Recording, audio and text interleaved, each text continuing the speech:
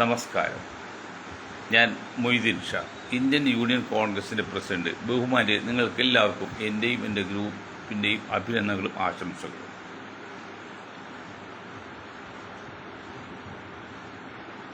ആദ്യമായിട്ട് അഹമ്മദാബാദിൽ നടന്ന വിമാന ദുരന്തത്തിൽ 230 പ്ലസ് 12 242 പേരാണ് മൊത്തം ഉണ്ടായിരുന്നത്. അവർ മുഴുവൻ പോയി എന്നൊക്കെയാണ് റിപ്പോർട്ട് കേൾക്കുന്നത്. അത് ഭാഗ്യയുടെ ആത്മാവിന് നിത്യശാന്തി അതുകൊണ്ട് തുടങ്ങാം. ആ വിഷയം പിന്നീട് വരും. അതിനു മുൻപായിട്ട് എൻ്റെ ഉറ്റ സ്നേഹിതൻ അബ്ദുൽ ഖാദർ ഹാജി ചെമ്പറക്കി നടക്കാവിൽ ഏതാനും മണിക്കൂർ മുമ്പ് അദ്ദേഹം ഈ ലോകത്തോട് യാത്ര. അവിടെ ഈ കുഞ്ഞുമുമ്പ് എത്തിയിൽ ഫാമിലി, ഞാൻ മൊയ്തീൻ ഷാ അരുമ്പശ്ശേരി ഫാമിലി, പിന്നെ ഈ അബ്ദുൽ ഖാദർ സാഹിബ് ചിറയത്ത് ഫാമിലി. ഈ 3 ഫാമിലിയാണ് അവിടെ മുസ്ലിം സമുദായത്തിലെ പ്രബലർ. ബാക്കിയുള്ള ചെറിയ ചെറിയ കുടുംബങ്ങളും. ഞങ്ങൾ 3 പേരും അഹങ്കാരം പറയില്ല, പിന്നെ ധിക്കാരം പറയില്ല, 3 പേരും ഞങ്ങൾ പാറ പോലെ അവിടെ ഉറച്ചു നിന്നതിൻ്റെ ഫലമായിട്ട് ഞങ്ങളെല്ലാം 75 കഴിഞ്ഞവരാണ്. കഴിഞ്ഞ 50 വർഷമായിട്ട് ചെമ്പറക്കി ഒരു 3-4 കിലോമീറ്റർ ചുറ്റളവിൽ യാതൊരുവിധ അനിഷ്ട സംഭവങ്ങളോ കമ്മ്യൂണൽ റൈറ്റ്സ്, ഒരു വർഗീയ ലഹളയോ അങ്ങനെ ഒരു സംഭവം ഉണ്ടായില്ല. എന്തെങ്കിലും വന്നാൽ അത് ഞങ്ങൾ ഒരുമിച്ച് നിന്നുകൊണ്ട് തന്നെ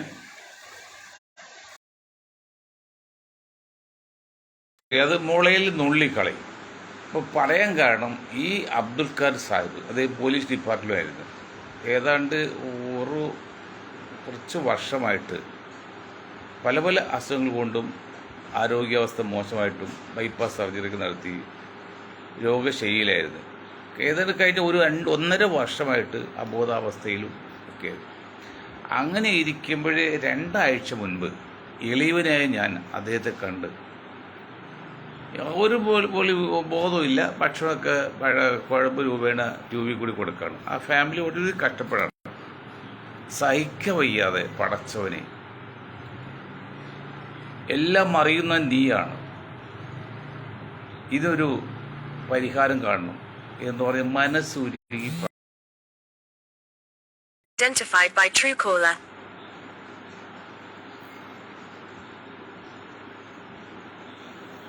മനസ്സുരുകി പ്രാർത്ഥിച്ചു. എന്തു ആകട്ടെ, ഏതായാലും മണിക്കൂർ മുമ്പ് അദ്ദേഹം ഈ ലോകത്തിൽ യാത്ര പറഞ്ഞു. കാരണം ഇങ്ങോട്ട് എന്നുള്ള യാതൊരു പ്രതീക്ഷയില്ലെങ്കിൽ നമ്മൾ എന്താ ചെയ്യുക? പിന്നെ ആ ഫാമിലിക്കും ആ രോഗശൈലി കിടക്കുന്നവർക്കും പ്രാർത്ഥിക്കാവുന്ന ഒരേ രീതി, അതിൽ ഉചിതമായ തീരുമാനം എടുക്കണമെന്ന് അള്ളാഹുവിന് ദുആ ചെയ്യാൻ പറ്റുള്ളൂ.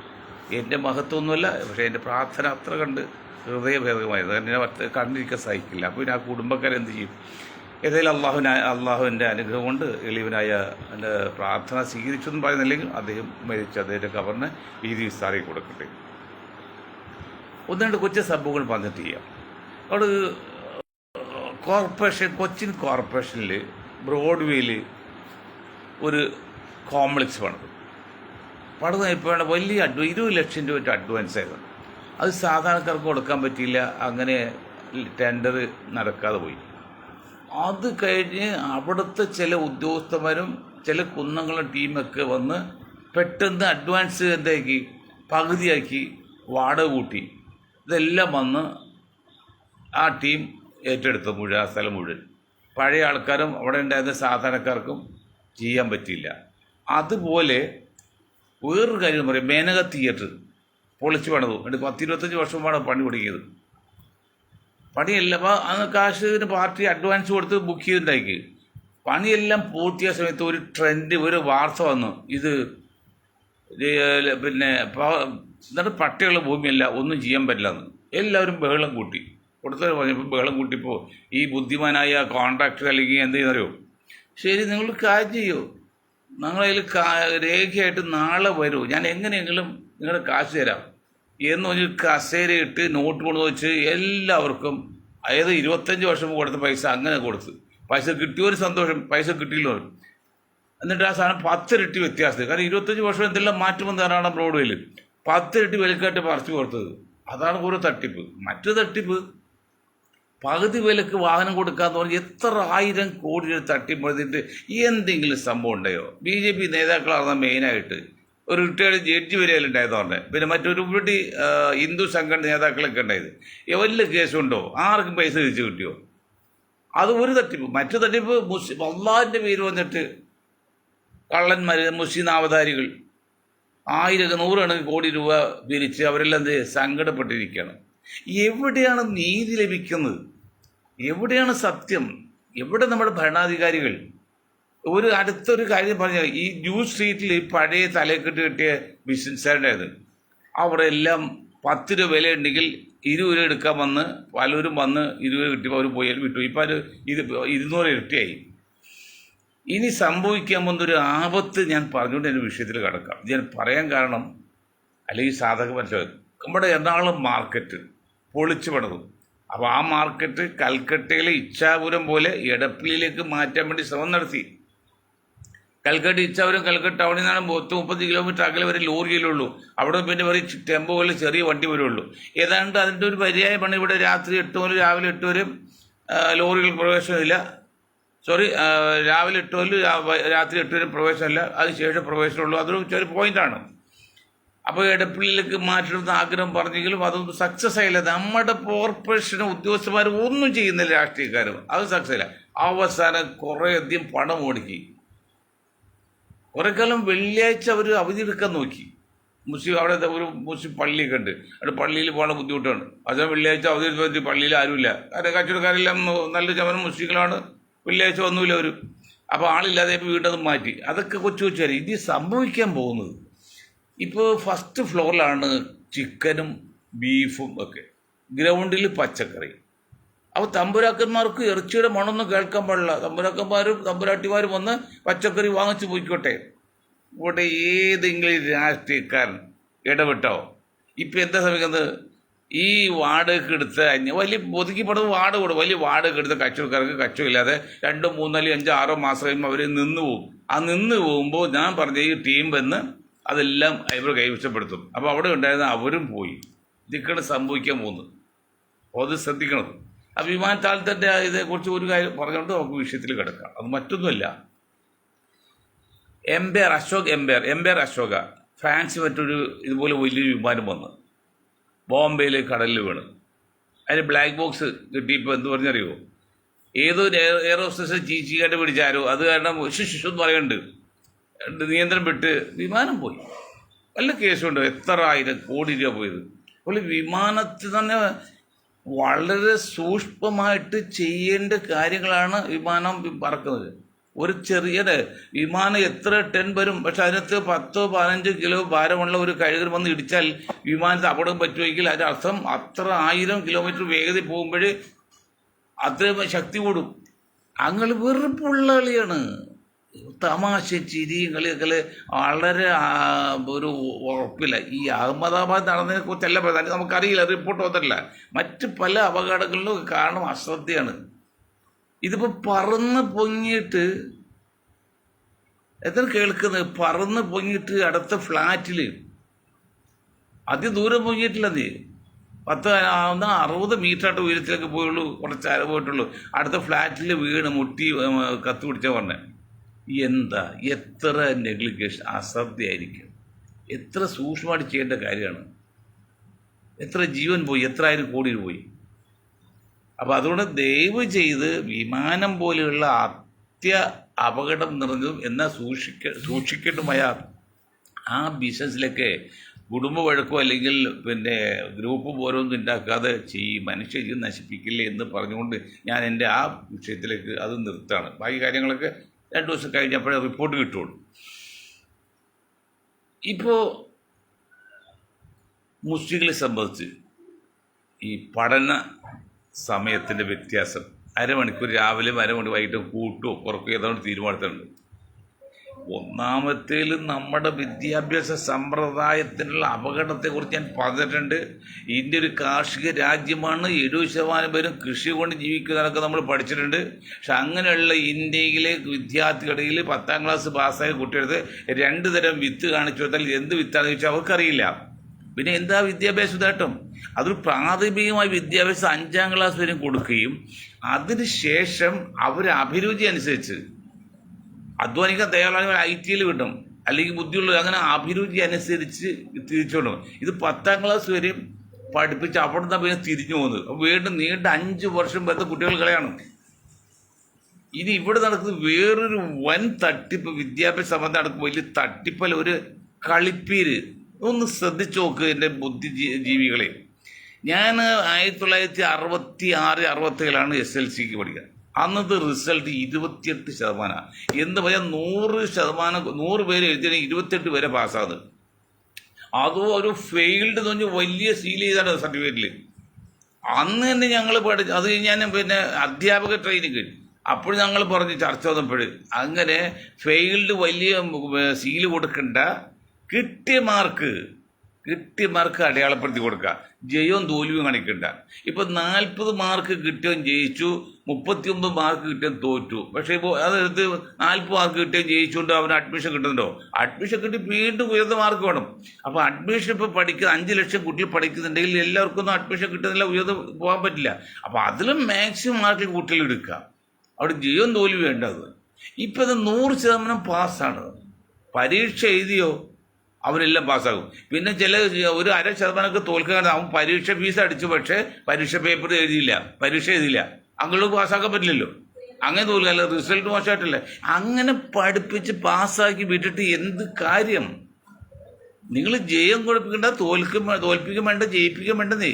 അവർ കിട്ടിയ മാർക്ക് കൊടുത്ത് അടയാളപ്പെടുത്താൻ. അതിൽ ഒരു കാര്യം കൂടി പറയണം, റൈറ്റിംഗ് എന്ന് പറയും പോലെ രണ്ടാമത് വ്യക്തമായി കാരണമില്ലാതെ പരീക്ഷയ്ക്ക് ഇരുത്തരുത്. അതിൽ ഇത് ആദ്യത്തെ പ്രാവശ്യം ഒഴുപ്പം, രണ്ടാമത്തെ പ്രാവശ്യം പിന്നെ എഴുതാം എന്നുള്ളത് അത് വേണ്ട, ഒറ്റ പ്രാവശ്യം. പക്ഷെ ചില കുട്ടികൾക്ക് അസുഖം വന്ന് അല്ലെങ്കിൽ അങ്ങനെയുള്ള വ്യക്തമായ കാരണമാണ് ഈ കുഴപ്പം. അല്ലാതെ ഒരിക്കൽ എഴുതി പിന്നെ രണ്ടാമത് എഴുതി കൂടുതൽ മാർക്കാൻ വേണ്ടി എഴുതിക്കുക എന്നുള്ള ആ സിസ്റ്റം ഒന്നും ശരിയല്ലെന്നേ. അപ്പോൾ കുട്ടികൾ ഉഴപ്പും, കുട്ടികളുടെ രക്ഷാകത്ത് കുഴപ്പം. ഇത്തവണ പോട്ടെ, അടുത്ത നമുക്ക് കൊടുക്കാം, അതില്ല. അങ്ങനെ കിട്ടിയ മാർക്ക് അടയാളപ്പെടുത്തി കൊടുക്കുക, ജയം തോൽവി വേണ്ട. ഇങ്ങനെ 100 പേരും ജയിപ്പിച്ച് എന്ത് കാര്യം? ഇപ്പം എന്താണ് നമ്മുടെ വിദ്യാഭ്യാസം കൊണ്ട്? മലയാളം എഴുതാനറിയില്ല, വായിക്കാറില്ല, സംസാരിക്കാറില്ല. ഇംഗ്ലീഷ് വായിക്കാറില്ല, സംസാരിക്കാറില്ല, എഴുതാനറിയില്ല. ഹിന്ദി പിന്നെ ബന്ധക്കും. ഇപ്പോൾ ഇംഗ്ലീഷും മലയാളവും ഒക്കെ ചേർന്ന ഒരു ക്ലോക്കൽ ലാംഗ്വേജ്, ഒരു സംസാര ഭാഷയല്ലേ ഇത്. മലയാളം ഒരു പേജ് മലയാളം എഴുതാൻ പറഞ്ഞാൽ കുട്ടികൾക്കറിയില്ല, ഒരു പേജ് ഇംഗ്ലീഷ് എഴുതാൻ പറഞ്ഞാൽ അറിയില്ല. ഈ വിദ്യാഭ്യാസം കൊണ്ട് എന്തിന് നേട്ടം? ഇത് പറയുന്നത് 100% റിസൾട്ടാണ്. അതുകൊണ്ട് ചില മന്ത്രിമാരൊക്കെ അഭിമാനം കൊള്ളാണ്.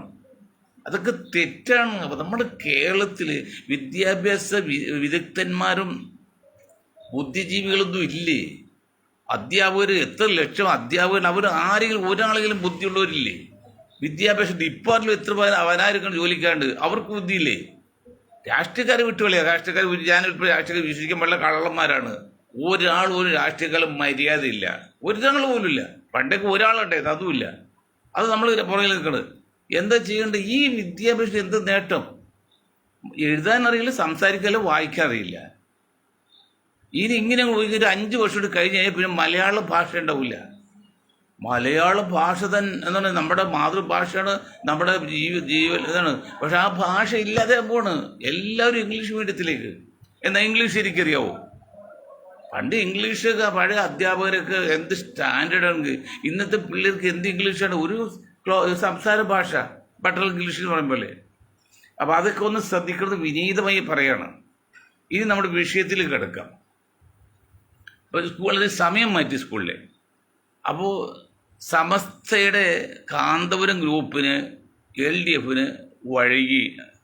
അത് ഭരണകക്ഷി എന്നതിൽ അവർ ഭരണകക്ഷി, കേന്ദ്രത്തിലും വഴങ്ങും, ഇവിടെയും വഴങ്ങും. അവർക്ക് അത് ആവശ്യമാണ്. പിന്നെ ഇവിടെ സമസ്ത സുന്നിയുടെ സമസ്തയിലേക്ക് അതുണ്ടാകുന്നത്.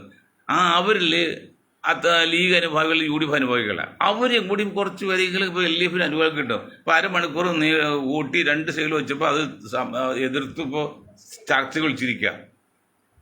എന്താണ് ഈ വിദ്യാഭ്യാസ സമയമൊക്കെ മാറ്റണമെങ്കിൽ ഒരു മന്ത്രി ഒറ്റക്ക് ചെയ്യാവോ? അത് സർവകക്ഷി യോഗം അല്ലെങ്കിൽ സർവ്വസംഘടന യോഗം വിളിച്ചുകൂട്ടി വേണ്ടി തീരുമാനിക്കാൻ. ഏതെങ്കിലും ജാതിക്ക്, സമുദായത്തിന് അതുകൊണ്ട് ബുദ്ധിമുട്ടോ? കാരണം ഇവിടെ അടിസ്ഥാനപരമായിട്ട് മദ്രസ വിദ്യാഭ്യാസം നടക്കുന്ന ഒരു സമുദായം മുസ്ലിങ്ങൾ മാത്രമാണ്. ക്രിസ്ത്യൻസിന് സൺഡേ സ്കൂളിൽ 1 മണിക്കൂർ 2 മണിക്കൂർ അല്ലെങ്കിൽ ഒരു ദിവസം.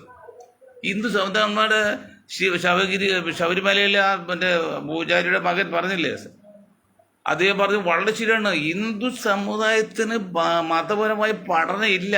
അതാണ് അവരുടെ വളർച്ചയ്ക്കും നാശത്തിന് കാരണം. നാം ഏത് മതത്തിൽ വിശ്വസിക്കുക ആ മതത്തെക്കുറിച്ച് തറമായിട്ട് പഠിച്ചിരിക്കണം. ഭഗവത്ഗീതയോ അല്ലെങ്കിൽ രാമായണമൊക്കെ എത്ര പേര് പഠിക്കുന്നുണ്ട്. പിന്നെ എന്ത് പറയുന്നുണ്ട്, ഈ കർക്കിടകം വരുമ്പോൾ രാമായണ മാസാചരണമുണ്ട്. അത് ആരാ വായിക്കുന്നത്? ചിലത് അമ്പൂരിമാർ വന്ന് അമ്പലത്തിൽ വായിക്കും. സാധാക്കാർക്ക് പഠിക്കണ്ടോ? തുറന്നു നോക്കുന്നുണ്ടോ? അപ്പം അതുകൊണ്ട് ഹിന്ദു സമുദായങ്ങളും മതപഠനത്തേക്ക് പ്രോത്സാഹിപ്പിക്കണം. അപ്പം അതുകൊണ്ട് മുസ്ലിം സമുദായത്തെ ഈ സമയം അങ്ങോട്ടും ഇങ്ങോട്ടും മാറ്റുമ്പോൾ അതിൻ്റെ ബുദ്ധിമുട്ടുണ്ട്. അപ്പോൾ ദയവ് ചെയ്ത് മന്ത്രിമാർ ഇങ്ങനെയുള്ള കാര്യങ്ങൾ മാറ്റുമ്പോൾ ഒരു വിശാലമായ അല്ലെങ്കിൽ വിപുലമായ ഒരു യോഗം വിളിച്ചു കൂട്ടി ആർക്കെങ്കിലും ബുദ്ധിമുട്ടൊക്കെ അറിഞ്ഞിട്ടേ പാടുള്ളൂ. അല്ല അധികാരം ഉണ്ട് ചോദിച്ചാൽ നിയമം അങ്ങനെ ചെയ്യാൻ പാടില്ല. അത് മണ്ടത്താണ്. തന്നെ ഇന്നത്തെ വിദ്യാഭ്യാസ മന്ത്രി എത്ര പരിതാപകരമാണ്. ഒരു സംഖ്യ കൃത്യമായിട്ട് വായിക്കറിയില്ല. എന്താണ് വെച്ചിരിക്കുന്നത്? എന്നാലും ഇപ്പോൾ ആരോ അസുഖം വന്നത്. ഇത്ര മോശമായൊരു ഭരണകൂടം. മന്ത്രിമാരിൽ കഴിയുള്ള പിണറായി സർക്കാർ മാറ്റി നിർത്തിയ ബാക്കിയുള്ള മന്ത്രിമാരെയൊക്കെ കണക്കാണ്. ഒരാൾ പോലും യോഗ്യതയുള്ള ഒരാളുണ്ടായിരുന്നു. നമ്മുടെ രാധാകൃഷ്ണൻ വലിയ കുഴപ്പമില്ല, ആ പുള്ളി പാർലമെൻറ്റിലേക്ക് വിട്ടു.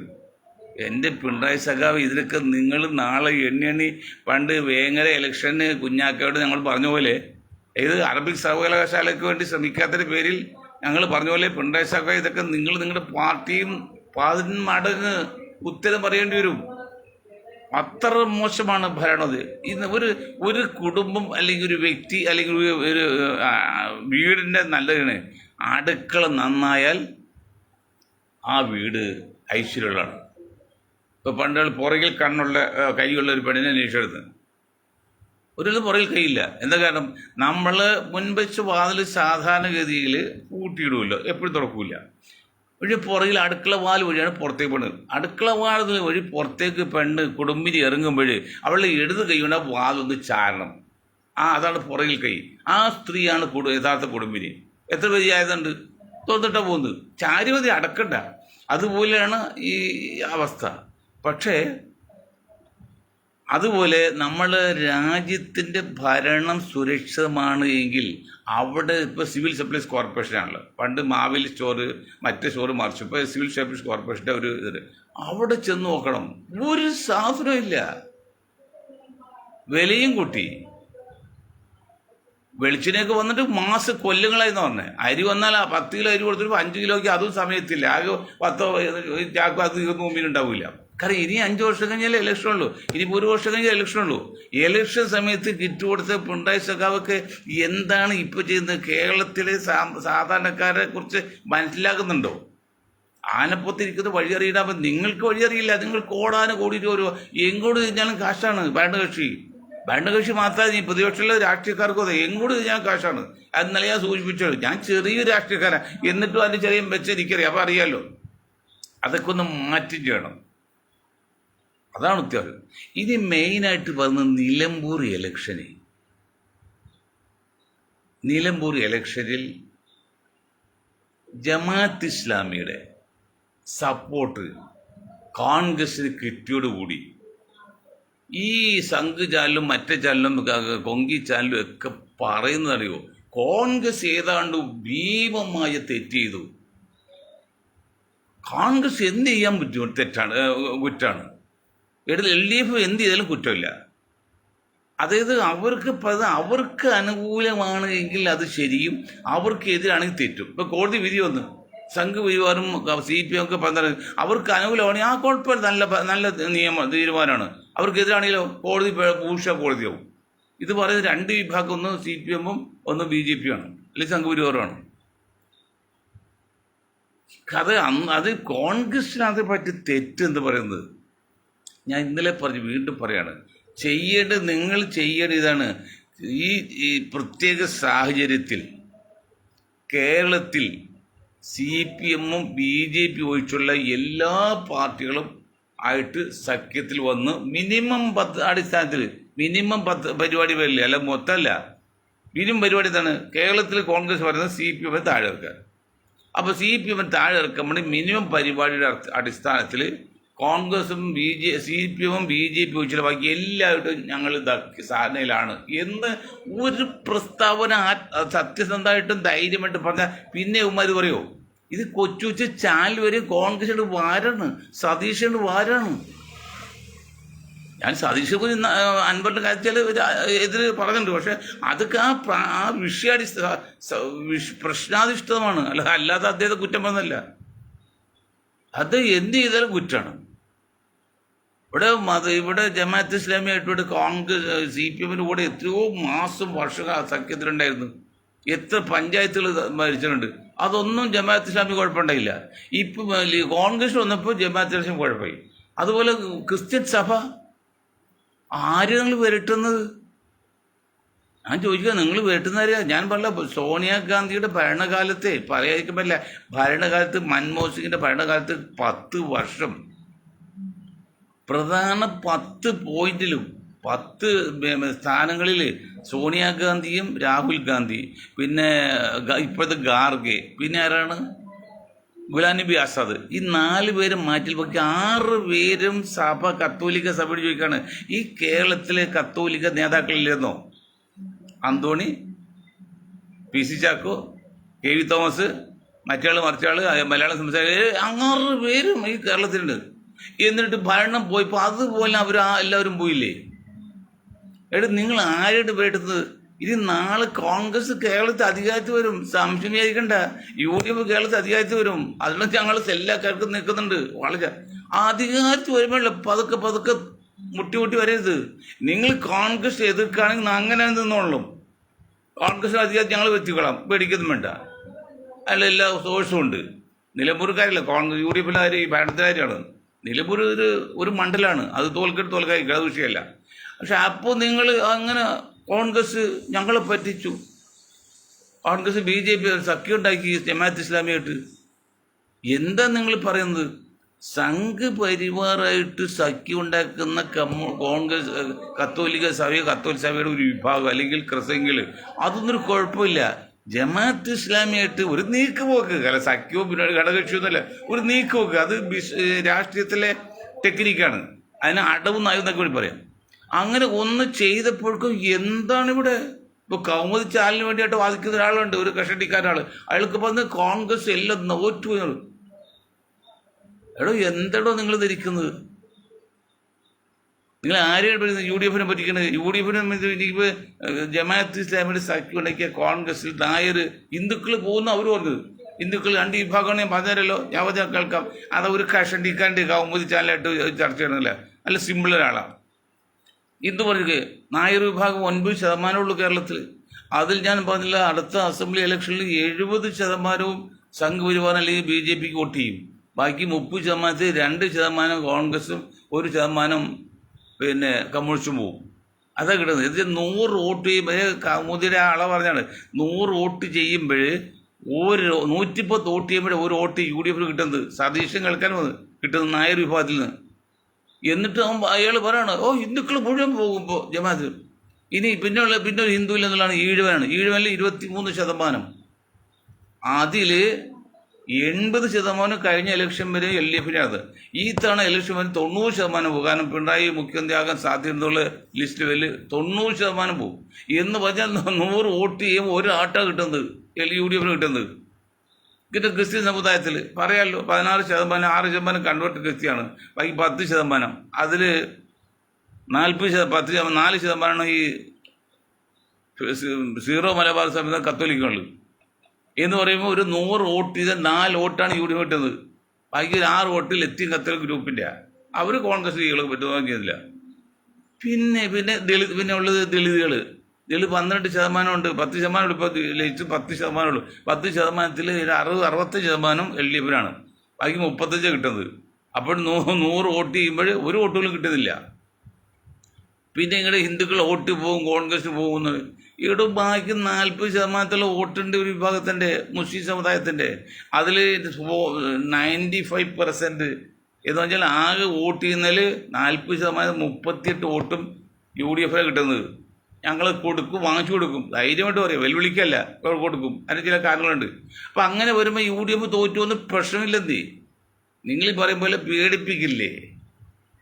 ഈ സഭയിൽ ഒരു 5-10 ക്രിസ്തംഗികളോ അല്ലെങ്കിൽ സഭയോ പിന്നെ ഈ ഹിന്ദുക്കളുടെ പേരും പറഞ്ഞെടുക്കലെതിരെ നിങ്ങൾ പേടിപ്പിക്കില്ലേ കോൺഗ്രസിനെയും UDFനെയും? ഞങ്ങൾക്ക് എല്ലാം വസ്തുനിഷ്ഠമായിട്ട് പഠിച്ചതിന് ശേഷമാണ് തീരുമാനമെടുക്കുന്നത്. എന്ന് ജമാഅത്ത് മുഴുവൻ സപ്പോർട്ട് ചെയ്ത് നല്ല പറഞ്ഞത് ഒരു നീക്കുപോക്ക്, അടവ് നയം മാത്രം. അതാണ് ഒരു മിനിമം പരിപാടിയുടെ പേരിലാണ് ഇവരൊക്കെ നമ്മൾ മുന്നിൽ നിർത്തുന്നത്. ആ മിനിമം പരിപാടി അല്ല, മുന്നണി വെച്ച് ഒരുമിച്ച് ഭരിക്കുക അല്ലല്ല, അത് വേണം. ആ മിനിമം പരിപാടി എന്ന് വെച്ചാൽ കേരളത്തിൽ LDF ഗവൺമെൻറ് താഴെ ഇറക്കാൻ വേണ്ടി CPM-ഉം BJP ഒഴിച്ചുള്ള ബാക്കി എല്ലാവരായിട്ടും സഖ്യത്തിലാണ്. കേന്ദ്രത്തിൽ BJP താഴെ ഇറക്കാൻ വേണ്ടി BJP ഒഴിച്ചുള്ള ബാക്കി എല്ലാവരും, കാരണം CPM ഒക്കെ ഇന്ത്യ മുന്നിലുണ്ടല്ലോ, അതുകൊണ്ട് BJP ഒഴിച്ച് ബാക്കി എല്ലാവരും മുന്നണിയിലാണ്. അങ്ങനെ ഒരു പ്രസ്താവന നടത്തിയ പിന്നെ ഉമ്മാരും മിണ്ടില്ലെന്ന് നിങ്ങൾ കോൺഗ്രസ് എന്ന് അത് മനസ്സിലാക്കാത്തത്. അങ്ങനെ പ്രസ്താവന എടുക്കണം.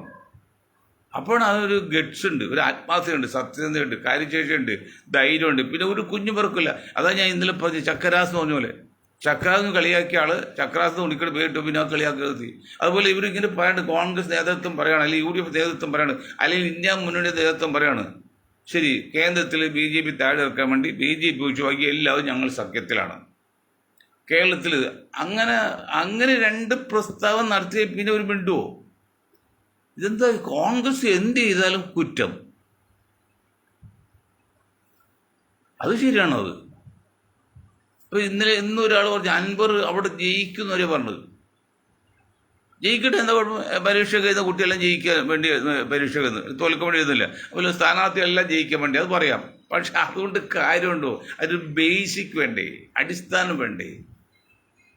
അപ്പോൾ 2 മുന്നണിക്ക് ഒരു പ്രസക്തി ഇല്ല കേരളത്തിൽ. LDF-ഉം UDF-ഉം 2 മുന്നണിയുണ്ട്. മൂന്നാമത്തെ മുന്നണി ഇപ്പോൾ ശക്തമായി വരുന്നില്ല. ഈ 2 മുന്നണിക്കും ഒരു പ്രസക്തി ഇല്ലേ? നിങ്ങൾ ഈ അൻവർ 1 ലക്ഷം വോട്ട് പിടിക്കും, അൻവർ ജയിക്കുമെന്ന് പറയുന്ന ഈ മുന്നണിക്ക് അല്ല ഈ ആൾക്കാരോട് ചോദിക്കുകയാണ്. അപ്പോൾ ഇവിടെ 2 മുന്നണിക്ക് ഒരു പ്രസക്തി ഇല്ലേ കേരളത്തിൽ? ഒരു ശക്തി ഇല്ലേ?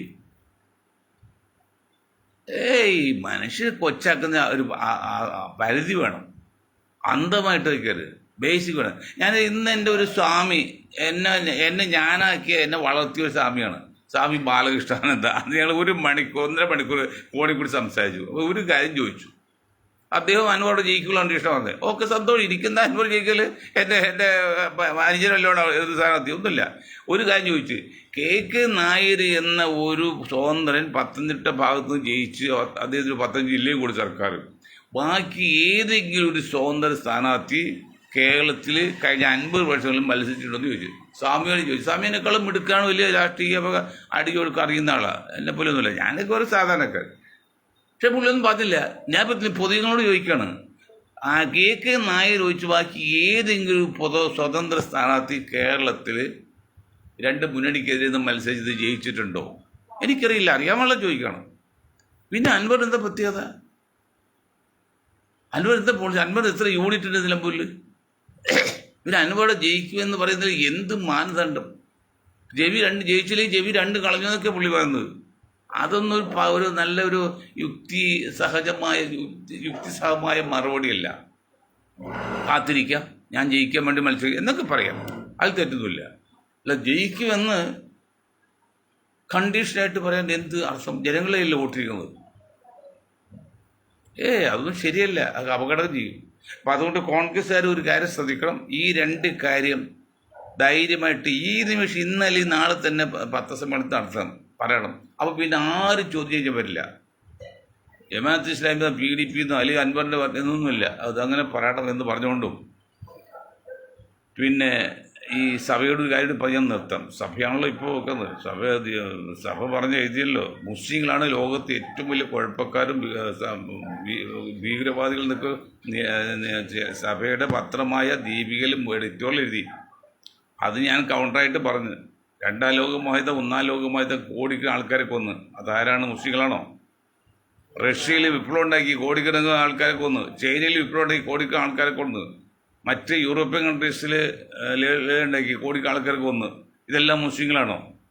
ഞാൻ മുസ്ലിങ്ങൾക്ക് വേണ്ടി വാദിക്കേണ്ട ബാധ്യതയോ അല്ലെങ്കിൽ എൻ്റെ കുത്തിയോ ഞങ്ങൾ കേട്ടിട്ടില്ല. നീതിക്ക് വേണ്ടി വായിക്കും, നീതിക്ക് വേണ്ടി വാദിക്കുന്നതുകൊണ്ടാണ് ഞാനിപ്പോൾ വരാനുള്ള സംഭവം പറഞ്ഞില്ലേ, മാർക്കറ്റിൽ കാര്യം പറഞ്ഞതൊക്കെ. നീതി വേണം, എല്ലാവർക്കും നീതി വേണം, എല്ലാ വിഭാഗങ്ങൾക്കും എല്ലാ ജാതിക്കും വേണം. അത് ഒരു നാടിൻ്റെ പുരോഗതി എന്നതിൽ എല്ലാ മേഖലയിലും വളർച്ചയാണ്, എല്ലാ വിഭാഗത്തിനും വളർച്ചയാണ്, എല്ലാ ജാതിയുടെയും വളർച്ചയാണ്, എല്ലാ സമൂഹത്തിനും വളർച്ചയാണ്, എല്ലാവരുടെയും വളർച്ചയാണ്. അത് വെച്ച് നോക്കുമ്പോഴാണ് സാമൂഹ്യ നീതി, സോഷ്യൽ ജസ്റ്റിസ്. അല്ല ഞാൻ മുസ്ലിങ്ങൾക്ക് വേണ്ടി വാദിക്കുക അല്ലെങ്കിൽ ക്രിസ്ത്യാനിക്ക് വേണ്ടി വാദിക്കുന്ന ആളല്ല. വല്ലവർ ക്രിസ്ത്യാനിക്ക് വേണ്ടി ഭയങ്കര വാദിക്കലാണ്. ആയിക്കോട്ടെ, അതൊക്കെ ഓരോരുത്തർ. ഞാൻ അങ്ങനെയൊന്നും വായിക്കുന്നില്ല. നീതി വേണം, സോഷ്യൽ ജസ്റ്റിസ്. അങ്ങനെ വരുന്നതുകൊണ്ടാണ് ഞാനിപ്പോൾ എറണാകുളത്ത് മാർക്കറ്റിലേക്ക് വരാൻ പോകുന്നതിന് ഒരു സൂചനയിൽ പറഞ്ഞു. ആരെങ്കിലും ചെയ്ത് കേൾക്കുന്നവരുണ്ടെങ്കിൽ എന്തെങ്കിലും മാർക്ക് കൊണ്ട് ചെയ്യട്ടെ, അല്ലെങ്കിൽ പാവങ്ങളൊക്കെ അവിടെ നിന്ന് പോകും. ഇപ്പോൾ പല പല സ്ഥാപനങ്ങളും വിട്ടിട്ട് പോവുകയാണ്. അത് വേറെ ആണുങ്ങൾ കൈക്കാക്കി. ഒന്നാമതിൽ കഴിഞ്ഞ 11 വർഷമായിട്ട് നിങ്ങൾ മനസ്സിലാക്കണം, കഴിഞ്ഞ 11 വർഷമായിട്ട് 20% വരുന്ന 30 കോടിയുള്ള മുസ്ലിങ്ങൾക്ക് കേന്ദ്ര ഭരണത്തിൽ യാതൊരു ഭാഗവാക്കും ഇല്ലെന്ന് മാത്രമല്ല, പരമാവധി അവരെ ഞെക്കി പിഴിഞ്ഞുകൊണ്ടിരിക്കുകയാണ് എല്ലാ നിലക്കും. എന്തേ മുസ്ലിങ്ങൾ മനസ്സിലാക്കാത്തത്? കഴിഞ്ഞ 11 വർഷത്തെ അതിന് മുമ്പുണ്ടെങ്കിൽ കഴിഞ്ഞ 11 വർഷം കൃത്യമായിട്ടും 20% വരുന്ന 30 കോടികൾ വരുന്ന മുസ്ലിം സമുദായത്തെ യാതൊരു ഭാഗവാക്കില്ല. ഇപ്പം നിങ്ങൾ ആലോചിച്ച് നോക്കുന്ന BJP പ്രവർത്തിക്കുന്ന ഒരു വാർഡ് മെമ്പർ പോലും കോടീശ്വരനായി. എനിക്കറിയാവുന്ന എല്ലാ BJP നേതാക്കളും മണിമാളി വളർന്നുകൊണ്ടിരിക്കുക. പെട്രോൾ പമ്പ് എത്ര കോടി രൂപയാണ്. കാരണം മോഡിയുടെ പേര് പറഞ്ഞാൽ ആരും കാശ് കൊടുക്കും, പേടിച്ചിട്ടാണ്, അല്ലാതെ അദ്ദേഹത്തെ മഹത്വം നോക്കിയല്ല. അല്ലെങ്കിൽ BJP ഗവൺമെൻറ് ഇത് പറഞ്ഞാൽ ഏതിപ്പോൾ ഞങ്ങൾക്ക് ഒരു പാർട്ടി ഒരു കാക്കാമാരുടെ ചെന്നുകൾ, ഞാനും പേര് കാക്കയാണല്ലോ, ചില അതൊന്നും പരിഗണിച്ചില്ല. പക്ഷെ ആ സംഘവിരോധം ചെല്ലുമ്പോൾ ഒരു 10 വെച്ച് 20 കൊടുക്കും, പേടിച്ചിട്ടാണത്. അങ്ങനെ പണം ഉണ്ടാക്കിയിട്ടുണ്ട്. പക്ഷേ ഈ 30 കോടിയിലും വരുന്ന മുസ്ലിങ്ങളോ എത്രമാത്രം അരാശിയാണ് ഈ ഭാഗത്തെ. കേട്ടില്ല, തമിഴ്നാട്ടിലും മറ്റേ ബംഗാളിലും ആസാമിലും UP-യിലുമൊക്കെ മധ്യപ്രദേശിലേക്ക് ചെയ്യുന്നത് ഹമാസിനെ ഇസ്രായേലോട് ചെയ്യുന്ന പോലെ അതിൻ്റെ വേറൊരു രൂപത്തിൽ കൂടി ഇവിടെ നശിപ്പിച്ച ഓരോ കാരണം പറഞ്ഞത്. അതൊന്നും ശരിയല്ല എന്ന് ഞാൻ പറഞ്ഞുകൊണ്ട് എൻ്റെ വാക്ക് നിർത്താതെ നിൽക്കൂരായിരുന്നു ചെയ്യുന്നു.